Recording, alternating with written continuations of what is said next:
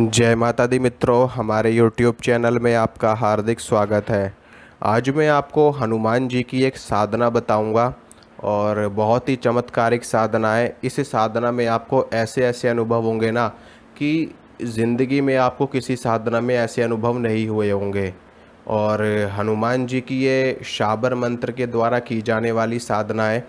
जैसे कि मैं पहले भी आपको बता चुका हूँ कि जो शाबर मंत्र होते हैं वो बहुत ही ज़्यादा शक्तिशाली होते हैं और बहुत ही ज़्यादा चमत्कारी मंत्र होते हैं। आप इनको चमत्कारी मंत्र कह सकते हो, ठीक है, क्योंकि ये अपना रिज़ल्ट तत्काल दिखाते हैं। अगर आप आज साधना कर रहे हो तो इसका रिज़ल्ट आपको कल देखने को मिल जाएगा, आपको आज के आज ही देखने को मिल जाएगा, आपको एक दो दिन के अंदर अंदर इनका रिज़ल्ट देखने को मिल जाता है, क्योंकि ये मंत्र कीलित नहीं होते। ठीक है, भगवान शिव ने सभी मंत्र तंत्र को कीलित कर रखा है, लेकिन शाबर मंत्र कीलित नहीं किए गए हैं। और इसी कारण से और ये शाबर मंत्र जल्दी सिद्ध होने वाले मंत्र होते हैं। अन्य अन्य मंत्रों का आप जप करोगे 10 लाख, 12 लाख, 20 लाख, 25 लाख, 32 लाख, 50 लाख, तब जा कर के वो मंत्र पूरी तरह से सिद्ध होते हैं। लेकिन शाबर मंत्र कुछ हज़ारों की संख्या में ही सिद्ध हो जाते हैं पूरी तरह से। और जिस दिन से आप इन मंत्रों का जप करना शुरू करते हो उसी दिन से ये मंत्र अपना रिज़ल्ट दिखाना शुरू कर देते हैं। भले से आपको थोड़ा सा एक दो दिन में आपको समझ में ना आए या आपको महसूस ना हो शक्ति का, लेकिन कुछ दिनों के बाद में आपको शक्ति भी महसूस होने लगेगी। और इन मंत्रों में इतनी ज़्यादा शक्ति होती क्यों है? एक तो इसका कारण ये है कि ये मंत्र कीलित नहीं है, ठीक है, पहला कारण तो ये है। दूसरा कारण ये है कि इन मंत्रों में देवी देवताओं को दुहाई दी जाती है, उनको आन दी जाती है, उनको यहाँ तक कि कुछ मंत्रों में तो देवी देवताओं को गालियाँ तक दी जाती हैं, ठीक है। और इसमें कई प्रकार के मंत्र होते हैं, शाबर अढ़ैया होता है और बरभर शाबर होते हैं, कई तरह की पद्धतियाँ इसमें भी होती हैं शाबर मंत्रों में भी, लेकिन विशेष रूप से इनको शाबर पद्धति कहा जाता है। और ग्रामीण भाषा में भी इन मंत्रों का इन मंत्रों का प्रचलन बहुत ज़्यादा है ग्रामीण लोगों में, यानी कि जो लोग आपने देखा होगा ग्रामीण क्षेत्रों में रहते हैं या फिर शहरी क्षेत्रों में भी इन मंत्रों का प्रचलन बहुत ज़्यादा है। और इसी कारण से है क्योंकि ये मंत्र अपना तुरंत लाभ दिखाना शुरू कर देते हैं। तो आज मैं आपको हनुमान जी का भी एक शाबर मंत्र बताऊंगा और हनुमान जी की एक साधना भी बताऊंगा। इस शाबर मंत्र से आप हनुमान जी की साधना करेंगे तो आपको हनुमान जी की शक्ति का अनुभव बहुत जल्दी होगा, शीघ्रता के साथ होगा। तो चलिए शुरू करते हैं। सबसे पहली चीज़ तो ये है कि इस साधना में आपको ब्रह्मचर्य का पालन करना होगा। और ये 41 दिनों की साधना है। 41 दिनों की साधना मैं इसलिए बता रहा हूँ क्योंकि बहुत से लोग ज़्यादा संख्या में मंत्रों का जप नहीं कर पाते और वो लोग ये कहते हैं कि मंत्रों की संख्या कम हो लेकिन दिन ज़्यादा हो तो कोई दिक्कत वाली बात नहीं है। तो इसीलिए ये साधना मैं आपके लिए लेकर के आया हूँ। और 41 दिनों की साधना है। 41 दिनों तक आपको ब्रह्मचर्य का पालन करना है। जो लोग 41 दिनों तक ये साधना नहीं कर सकते वो लोग इस साधना को 21 दिनों के लिए भी कर सकते हैं, ठीक है, कोई ऐसी दिक्कत वाली बात नहीं है। आप ये साधना 11 दिन भी कर सकते हो, 21 दिन भी कर सकते हो और 41 दिन भी कर सकते हो। जितने भी दिन आपको श्रेष्ठ लगे, जितने भी दिन आपको लगे कि मैं ये साधना कर सकता हूँ, तो उतने दिन का संकल्प लेकर के आप ये साधना शुरू कर सकते हो।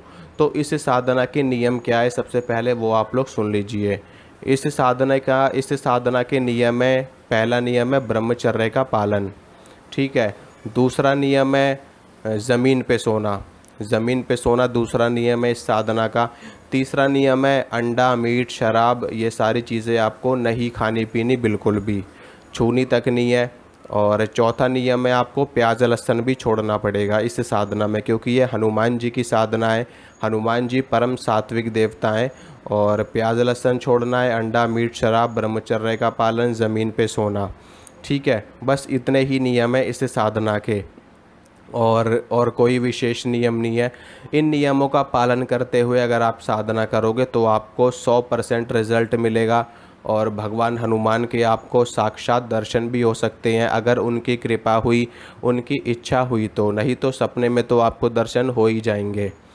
तो अब साधना करनी कैसे है ये भी आप लोग सुन लीजिए। जहाँ पर भी आपका पूजा घर है, आपके घर में मंदिर तो होगा ही, सबके घर में होता है, तो वहाँ पर हनुमान जी के सामने आपको देसी घी का दीपक जला लेना है और एक धूप बत्ती आपको जला लेनी है।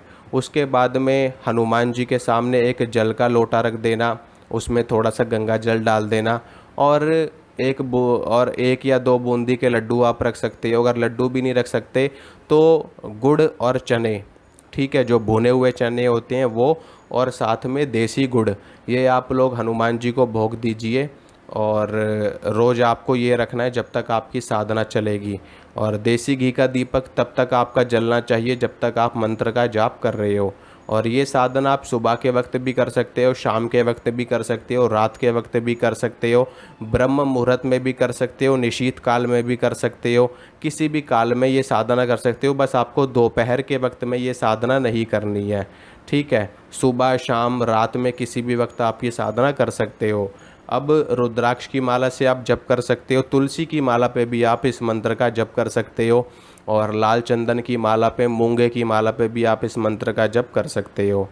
और मंत्र सुनिए, मंत्र इस प्रकार है। ओम हनुमान पहलवान, वर्ष 12 का जवान, हाथ में लड्डू मुख में पान, आओ आओ बाबा हनुमान, ना आओ तो दुहाई महादेव गौरा पार्वती की, शब्द साचा पिंड कांचा, फुरो मंत्र ईश्वर वाचा। मंत्र दोबारा से सुनिए।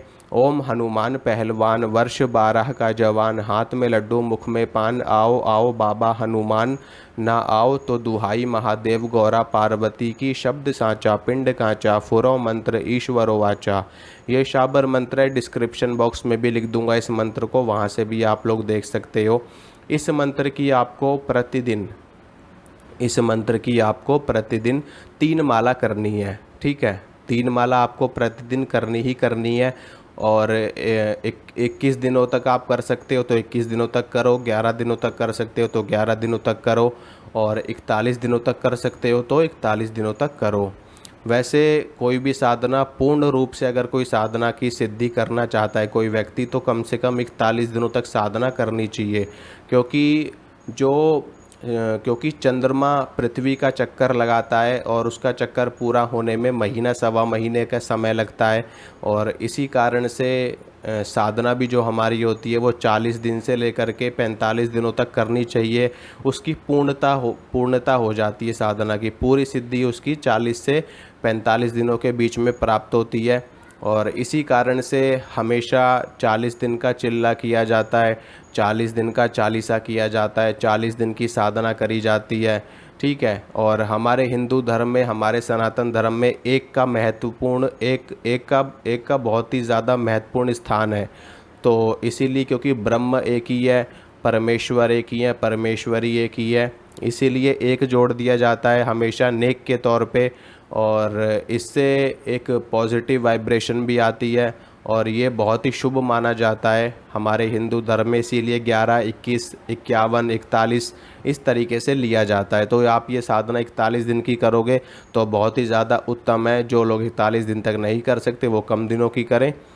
तो आशा करता हूँ ये है इसमें। और जब आप मंत्र का जप कर लोगे, मंत्र की 3 माला करने के बाद में मंत्र का जप हनुमान जी को अर्पित कर देना है और गणेश जी को प्रणाम कर लेना साधना शुरू करने से पहले, क्योंकि वो अग्र पूजा के अधिकारी हैं, रिद्धि सिद्धि के दाता हैं।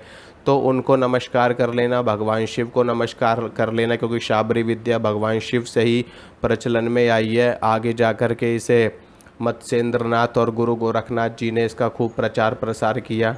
तो भगवान शिव को प्रणाम कर लेना, भगवान गणेश को प्रणाम कर लेना। और हनुमान जी क्योंकि राम जी के सेवक हैं, वो बिना राम नाम के वो कहीं भी नहीं जाते, तो भगवान श्री राम को प्रणाम करना, भगवान श्री राम का नाम लेना 3 बार, 5 बार, 7 बार, 11 बार, जितनी बार भी आप लोग ले सको भगवान श्री राम का नाम लेना। फिर उसके बाद में हनुमान जी के मंत्र का जाप आप करो। और जब आप हनुमान जी के मंत्र का जाप पूरा कर लो तो उसके बाद भी 2-4 बार राम जी के नाम ले लेना, जय श्री राम के नारे लगाना, जय जय श्री राम की उद्घोषणा करना।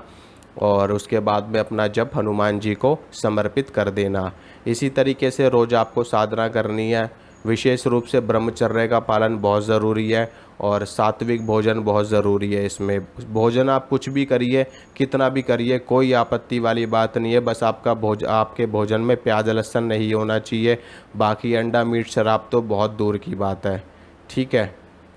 और हनुमान जी को जो आप भोग अर्पित करोगे उसमें एक तुलसी का पत्ता अगर हो सके तो डाल देना, अगर नहीं भी डालोगे तो भी कोई दिक्कत नहीं है।